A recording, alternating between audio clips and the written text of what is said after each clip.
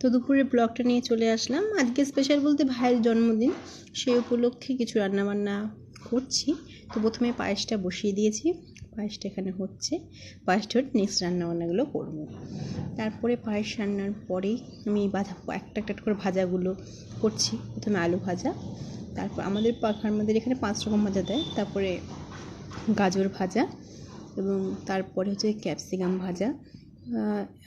আজকে কিছু প্ল্যান আছে রান্নাবান্না, সেই জন্য স্পেশাল কিছু, যেহেতু জন্মদিন উপলক্ষে তেমন কিছু আয়োজন নেই, খুবই সামান্য আয়োজন। যাই হোক, বাঙালির তো 12 মাসে তার লেগেই আছে। তো এইবার পটল ভাজা করে নিলাম। এরপরে হচ্ছে পনিরটা ভেজে নিয়েছি এবং মশলা বেটে নিয়েছি এবং আলুটা ততক্ষণে ভাজছি। এবার ভেজে নিয়ে এই পনির রান্না মোটামুটি কমপ্লিট হয়ে গেছে। এবার হচ্ছে ফ্রাইড রাইসটা মোটামুটি কমপ্লিট সব কিছু। এবার করি, এবার দেখা যাক।